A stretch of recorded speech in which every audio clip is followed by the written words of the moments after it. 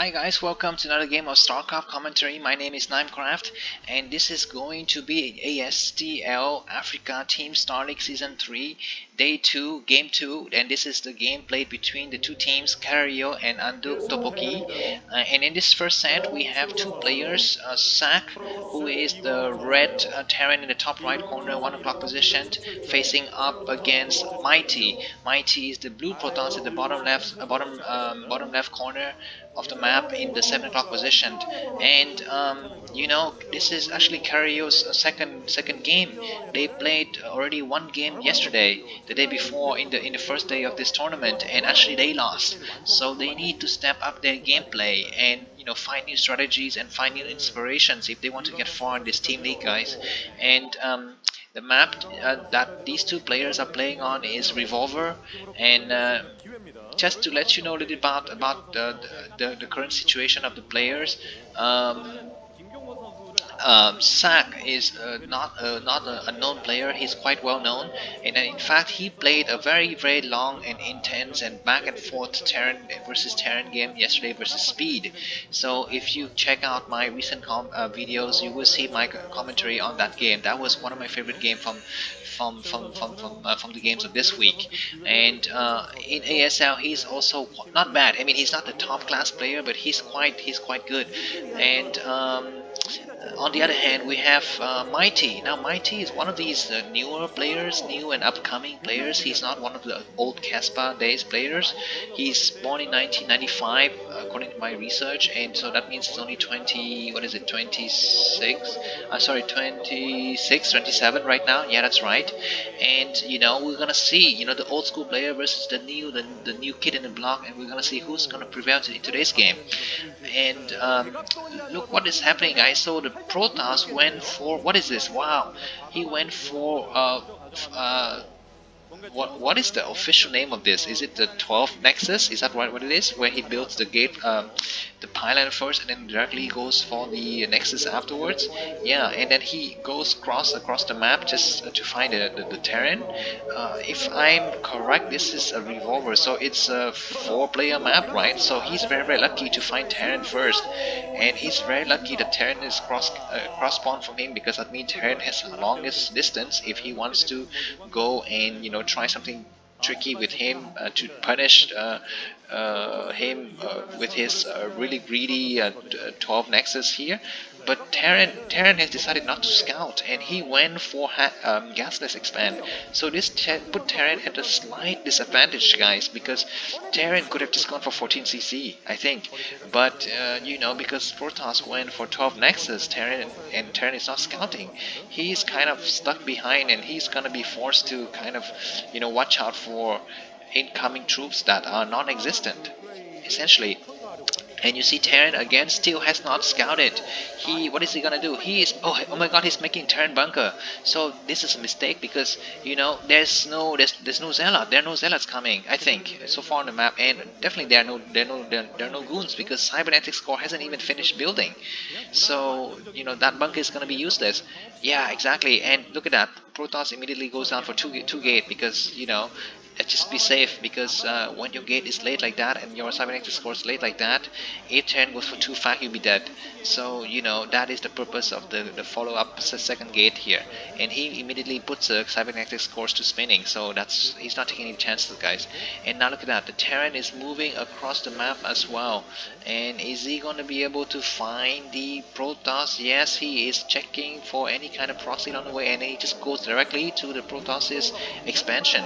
And look at that. Yeah, he's gonna be disappointed when he sees that there is a Nexus already. Oh my god, that is just super reaction time from this young Protoss player, Mighty. It takes a long time to get a probe from your mineral line of your expansion to the ramp like that. I mean, the time taken to go there is almost the same time taken for the SCV to get up the ramp. So it's really great that um, that Mighty is able to have this, sharp star sense and also this good reaction time. Anyways, his looking at the minimap, you see that the SCV is looking around for some funny business, right? He is going up to the 11 o'clock position. He's checking. Nope, there's no expansion there. There's no funny hidden buildings there. He is he didn't go all the way to the 10 o'clock because he just wanted to make sure that there are no like pylons on that ramp or something like that. And now look at that. The Terran is continue to scout in the is he going to the 12 o'clock position or the 1 o'clock position? I think that's where where he's going. And look at this, guys. The Dragoon arrives at the door of the Terran, but they don't have range. So the Terran is gonna be left thinking, oh, is there any funny business going on when you skip range? I mean, it's very unlikely that Protoss would go for 12 Nexus and then skip range to go directly for tech. I mean, that's very, very risky for the Protoss, but sometimes that could be a possibility. But anyways, now ranges has to kick in, and then Protoss started to hammer at this bunker, and the Terran is forced to produce more Marines, just in case some funny business happened. Oh my god, he came out, and the tank came out, and try to take a sneak peek of the. Oh my god, what is this? What is that? This is a mistake, guys. The tank had no place to retreat. The tank was just back up against the command center, and so he had no other place to retreat to, and he was immediately taken down by these 4 Dragoons. And now Protoss has a commanding lead, I think, because he got an earlier Nexus. He was facing no harassment from the Terran, and now he has six Dragoons here, and the Terran's gotta be careful. I mean, he's got 2 tanks, but he needs to repair the tanks. He doesn't have any SCV that is out there to prepare the tank, to kind of repair the tank. And oh my god, 1 Dragoon down, another Dragoon is gonna get down, but the Terran Ssak loses one tank in the process. Was it worth it? Was it worth it to trade 2 Dragoons for tanks? I'm not sure. I mean, in terms of money and minerals and gas, it's probably not worth it. But in terms of the game positioning right now, I think it's definitely worth it because that's going to slow down the push from the Terran. And I think as a Protoss player, he's Mighty is going to be able to guess that okay, Terran went for 4 tanks. I mean, he's preparing for a push. Why? Because tanks are slow. It takes time to build, and it takes time to move tanks across the map. This guy, this Terran is not repairing his stuff, guys. He thinks he's like immortal or something. Every time his tank is broken down, he just leaves the tank there, and this is really the reason why his tanks keep getting shot down. Anyways, as I was saying, if you are Terran and you're trying to go for a push, you would build tanks first, because tanks takes a long time to build, and when they move across the map, you can start to produce vultures, which take fewer seconds to make, and then the vultures can just run across the map very, very quickly to catch up with the tanks. So as a Protoss player, when you see a lot of tanks, you're gonna kind of think that okay, perhaps Terran is gonna gear up for a big push later. And anyways, now the observer from Mighty is in Sack's base, and he's able to see everything. He sees that something was cancelled there, and then something else was built in its place. I'm not sure what that was. Maybe an armory, but that's a weird place to put an armory. Maybe he thought of another factory, then cancelled it, and then made the same factory again. That would be weird. I'm not sure. Maybe he just didn't sleep well last night or something like that. Sack. So anyways, now Sack has 1, 2, 3, 4, 5, 6, 7 tanks. He's looking to move out. 7 tanks, 5 marine, 1 vultures. He moves out, but this one cheeky observer is able to see everything. Dragoon gets back. Dragoon says, I'm not gonna take any chances. Oh my god! And then the observer sees the 2 vultures move around, so he's gonna try to intercept them, I think, because even though 2 vultures is not able to harass effectively, but they can do some crazy stuff like laying mines in the middle of the map. And just as I said that, he started to lay mines in the middle of the map, and this if the Protoss player is not careful, oh, there's an SCV there, and that was killed immediately. You see that Mighty is such a great player because he immediately has star sense that this veteran Protoss. Oh, hold on, guys, something big's gonna happen. Bam, 1 tank gone, 2 tank gone, and the Protoss got back, and what is that? He killed another vulture. He killed the second vulture, and wow, that's amazing. And now Protoss is leading Terran by about 30 supply differences, and he has a commanding lead. And oh, wait, don't do that. Don't do that kind of thing when you just had a good lead in the game. Oh my god, now the Terran is trying to sandwich the Protoss between the tanks and the mines. Oh my god, there's this one mine in the middle, but somehow miraculously all of the Protoss escape unscathed, and now the Terran is on the run, guys. But the Terran doesn't run; he just engage and he siege. Was this a good decision to siege? I think the Protoss has enough to clear out these tanks, guys. I think 3 Dragoons and 1 Zealot versus 2 tanks and 2 Vultures. But you know the SCVs are repairing hard.